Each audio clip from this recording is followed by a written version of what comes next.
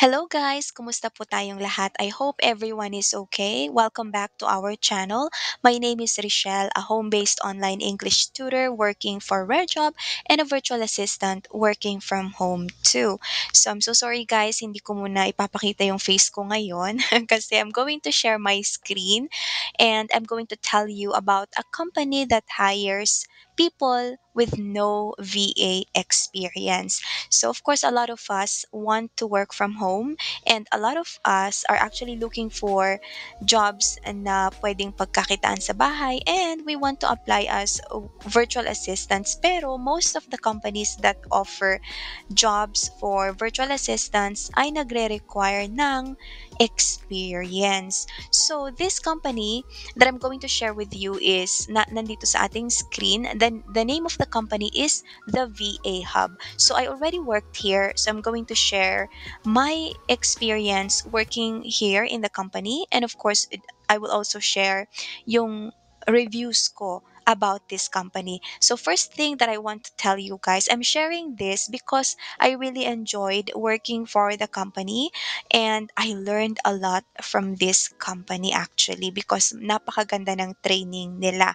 So if you are someone who wants to start your virtual assistant career and you don't have any experience yet, this company is a good company for you. Pwedeng ito yung stepping stone mo para magkaroon ka ng experience, and of course, you can also apply for other companies in the future. Okay, so let's continue na. I-share ko na yung information about the company. So as you can see in our screen, again, the name of the company is the VA Hub. So how to become the VA Hub a virtual assistant. So dito nandito yung mga information. And the first thing that I'm going to share with you will be the requirements muna, yung system requirements nila. Okay, so we are here sa ating system requirements. So all requirements or all system requirements will be checked during the application or the recruitment process. So make sure that everything is ready. Kung wala ka pa mang mga equipment, maybe you can borrow from someone. Pwede ka munang gamit ng mga kakilala mo para lang mapas mo muna yung application process or yung recruitment process, and then you can also buy your own. Or pwede ka pa ring manghiram as long as you will be fulfilling your duties as a virtual assistant with the right requirements, with the requirements na pinoprovide or na nire-require nila. So first thing, we have the computer, of course. That's the most important equipment that you should have. At least Intel Core i5, sabi niya dito, with 8 GB RAM or higher processor. So, ito yung required nila, 8 GB RAM. Next, for the internet connection naman, dapat 10 Mbps plan or higher. So, I guess a lot of our internet connections naman na are more than 10 Mbps. So I guess you won't be having any problem with this one. Next is the webcam. Kailangan na clear yung webcam mo. Sabi niya dito, 360 pixel ba to, yung P? So pixel or higher pixel density. Pwedeng-pwede daw yung built-in webcams. So when I applied in the company, I used my built-in webcam and wala naman silang sinabi kasi clear naman po siya. Next is our headset. Of course, this is so important. Over-the-ear headset with a retractable noise reduction microphone. So, kailangan noise cancelling yung headset mo. Sabi niya dito, in-ear headsets like the ones that come with your phone are not allowed. So again, if you don't have any noise cancelling headset yet, you can borrow from someone para lang fulfill mo muna yung system requirements nila. And of course, if you will be working na, you will still need to have your own have your own headset na may noise cancelling. Okay, so those are the system requirements. Now, let's go to the process, the application process. Sabi niyo dito, kicking off your successful career at the VA Hub is simple. Just follow these easy steps. Okay, so first is we have to apply online. So, i-click mo lang tong apply now. So, if i-click natin to, ito yung mga nire-require nila. Okay, so your journey starts here. You have to fill in the inform or the form and submit your application. They will review your application between 1 to 7 working days. Okay? So first is you have to put your full name, and then kailangan nila ng dalawang phone numbers. So kailangan meron kang backup a phone and number. So dito ilalagay mo dito yung isa, and of course dito naman yung isa. Next is yung Skype ID. Kailangan natin ng Skype ID, guys, because you will be having your interview via Skype. Okay, and of course, you will be having your training then via Skype. Next is the complete address. You have to provide your address, and then you will answer this question: how did you learn of the VA Hub? Your date of birth, of course, and ilalagay mo din dito yung gender mo. Next, we have here the important attachments. So pwede kang mamili dito. You can submit your resume, or you can have your portfolio. Kung meron ka ng portfolio. Pero pag wala pa, it's okay. You can just select your resume and then just submit, attach it to this button. So just click choose file, and of course madidirect ka kung saan mo i-upload yung resume mo. Okay, so that's the application process. And then, or that's the first thing, I'm sorry, that you will be doing. You just have to wait for 1 to 7 working days. Okay, so next, let's go back dun sa application process nila. So after mong i-fill out yung form, we have now the step number 2. So you will be having, or you will be receiving an email invite from the Human Resources Department of the company for an initial interview after 1 to 7 working days. So as for me naman, napakabilis naman nilang nag-reply. When I applied, parang 2 days ata, naka-receive na ako ng email invite for an interview. Next, you will be having your initial interview and your final interview. So they will be having another interview after your final interview. And then we have our pre-orientation for the step number 5. Sabi nila dito, once you pass the final interview, you will receive the pre-orientation instructions and schedule via email. Okay, so I'm going to share yung mga tips ko on how you can pass the interview in this company, pero sa ibang video na lang para hindi naman masyadong mahaba yung video natin for today. Next is our training schedule. After the pre-orientation, you will be receiving your training schedule. Sabi niya dito, on day 1 of training, your trainer will conduct a profiling interview, which is the final step of the recruitment process. Okay, and then you will have your skill qualifications. So yon, you will be having your training. So bumalik tayo dito sa step number 6. You will be having your training, and then after yung training natin, of course you will be having assessments din.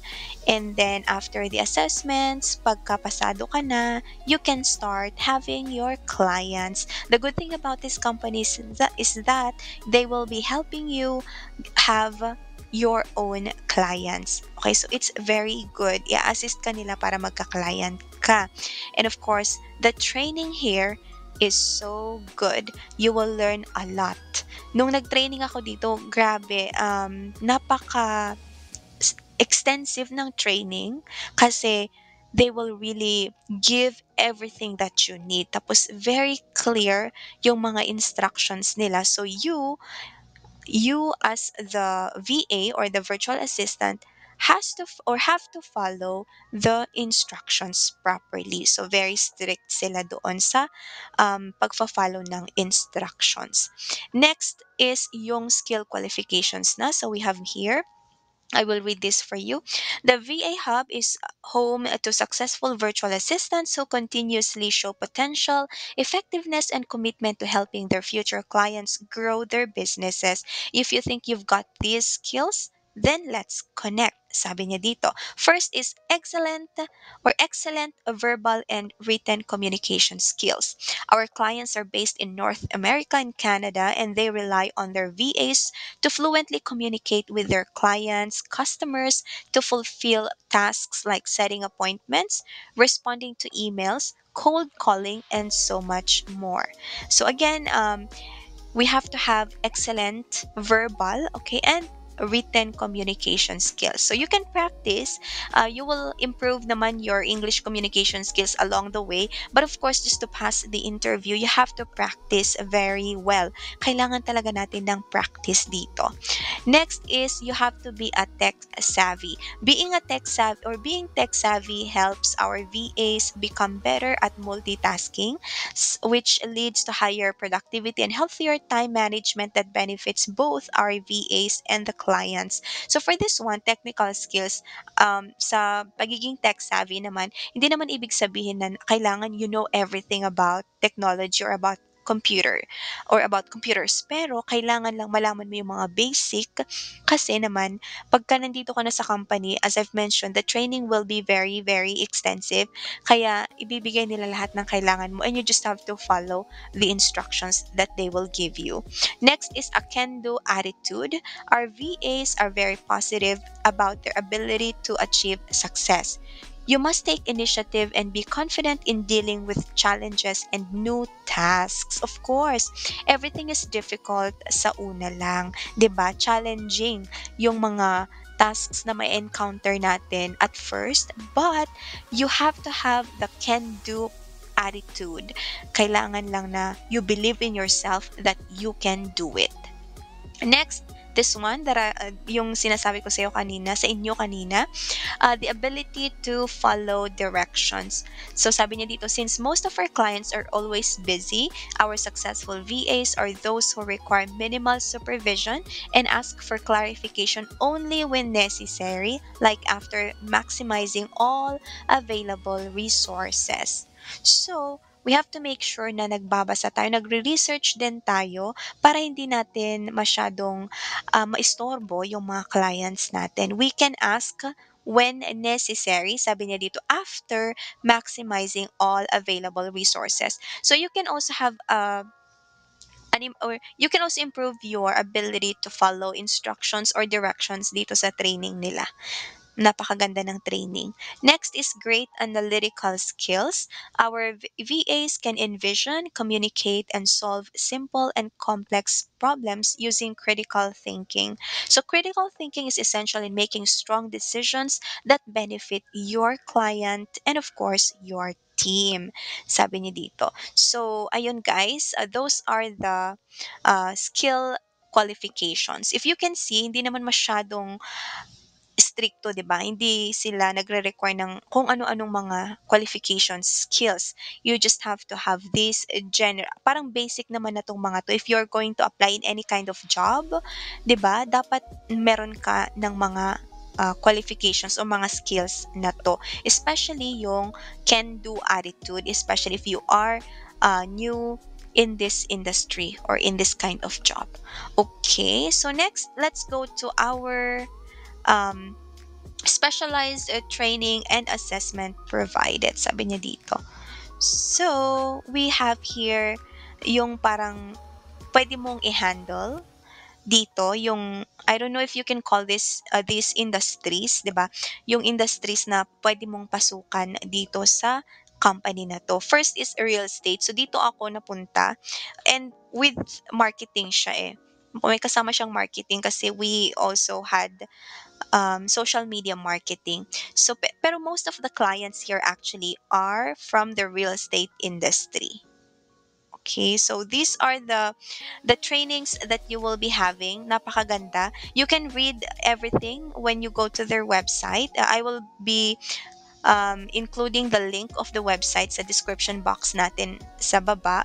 You can click it so you can read everything about these trainings that they will be giving you. As I've mentioned to you guys, napakaganda ng training. So, di ba, if you will enter in this company, you will learn a lot. So, real estate, marketing, product sales, and insurance. Sabi niya dito. So, kasama din yung insurance. Okay. So, I think those are the information that I want to share with you. And then we have here the frequently asked questions. So sabi niya dito, where is a VA Hub located? The VA Hub operates online. Pero mga Pinoy ha, yung mga ano natin, mga HR natin, mga Pilipino din sila. How do I apply?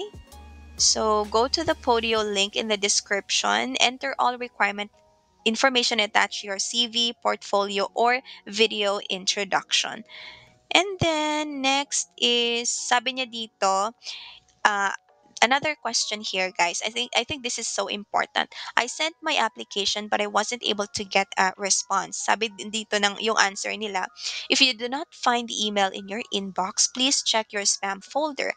Avoid making multiple sign ups. Sometimes it can take a little while for emails to get through. If it has been more than 5 days and you still haven't received it, send us an email or send us your email address and date of application. We will check and get back to you as soon as we can. So, regardless, if you pass or fail, you will be receiving a response from them. Hindi kanila, they will not leave you hanging. Okay, next is my first application was declined when I can reapply. So at least mas shorter sila dito. Sabi niya dito, we recommend waiting 3 months before reapplying or enough time for changes, improvements in your situation to occur. So pero minimum of 3 months siya. Sa ibang companies kasi 6 months siya. Next is, how is the training process going to take place? Training will be online. That's 11 p.m. to 8 a.m. Monday to Friday Manila time and conducted a classroom style. Actually, you know what, guys? This was so hard for me when I applied in the company because dito nga 11 p.m. to 8 a.m. So I really work until when sa ano ko sa work ko as an ESL tutor, I work until 12 midnight. Pero syempre sa mga 1 AM na antok na ako.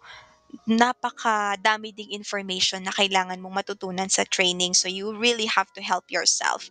You really have to dedicate your effort, your time, and of course, yung dapat nandun yung drive mo na you really want to enter this company or you really want to work in this company. Again, as I've mentioned, you will learn a lot from the training.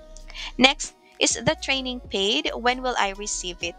Yes, you will be given a training bonus which will be released after you have been hired by a client. So, isisend nila sa'yo doon. Again, yung ano pala nila dito ha, yung training bonus nila is hindi siya katulad ng regular rate mo when you will be hired in this company. Mas mababa siya. I'm sorry, I forgot the exact amount, pero mas mababa siya dito. I'll tell you pala the salary later. And can I reschedule my appointment? Sabi niya dito, yes. Send us a message at least 24 hours before your appointment. Next is, do you still have available part-time positions? Of course, sabi nila dito, we are constantly in need of part-time VAs to endorse. So part-timers are required to work at least 20 hours per week. Sabi niya dito, we also require successfully hired applicants to undergo training with a fixed schedule. Okay, this is a really fixed, okay? 11 p.m. to 8 a.m. So kailangan mong i-complete ito even if you will be working as a part-time VA. Next, how soon can I get a client? Okay, this is so important too. The VA Hub will equip you with industry skills training as it is important to establish a marketable profile with outstanding credentials. Your ability to be hired will depend ultimately on the level of quality of your CV and VA profile. They will help you. Actually, this company helped me to create a good CV. So matututunan mo din dito yung yung paggawa ng quality CV and VA profile. Okay, next, this is so important too. What are the company benefits? Okay, your benefits are as follows: annual increase in they will increase your hourly rate every year after the first year with a client. And next, leave credits, 10 paid leave credits every year after the first year with a client. So that's after the first year with a client. So ibig sabihin wala ka pang leave pagka wala ka pang 1 year with your client. So I guess yun yung isang hindi maganda, no?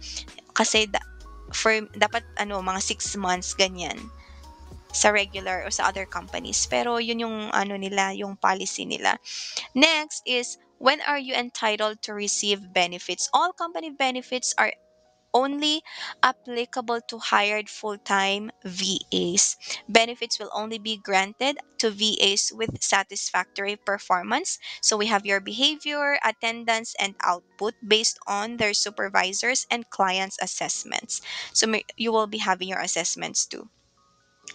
Okay, is the training provided? Oo. Um, do you accept applicants without? Okay, this is one of the common questions. Do you accept applicants without virtual assistant experience? Yes. Sabi niya dito, virtual assistant experience is not a requirement kasi nga they will train you. So this is really a very good opportunity. Okay, next. Okay, this one. Do you accept applicants who do not have any working experience? Sabi niya dito, yes, we do. You need to have finished at least second year college to qualify. However, we also welcome high school graduates and college graduates with prior working experience in any field. Wow, this is a good opportunity, guys, kung wala pa tayong experience at all and they do not require you to have a college degree. 'Di ba? Ang ganda lang. Next, what are the things that I need to prepare before applying? Your resume and a working computer, over-the-ear headset, and a web camera. Having a professional portfolio is also great, but that's optional, sabi naman niya dito. Next, I processed an application but wasn't able to submit it because of an error. So you have to send an email or a message using the chat box below if you encountered an issue, or you can also email them. Eto, nandito yung email. So you can read everything sa kanilang website. You will be getting the information in this website. And of course, let's go now to the most exciting part, which is your salary. Okay. Yung salary dito, guys, is $770. Ito. So, $770, try nating i-ano kaya yun, i-calculate. $770, if you will convert it into peso, that will be around 42,000 pesos. Okay, so 42,000 pesos. And again, as I've mentioned, the best thing about applying in this company is that they will be giving you an opportunity even if you don't have any VA experience yet, and they will train you talaga. Um, As for the training, I can say na medyo mahirap siya. Kasi talagang, for me, when I entered this company, talagang new. Everything was new to me. So it was so hard for me. But, I just had to take it so seriously. Meron din silang mga assessments, mga ganyan. Pero, again, if you really want to work and you want to improve your skills, we just have to take the training seriously. Okay? So I will give you more details kasi medyo mahaba na yung video natin. But I'm going to give you more details about the company sa mga susunod na videos natin. Again, my name is Richelle. Please consider subscribing to my channel. I hope this video helps. Thank you so much and have a nice day. Bye!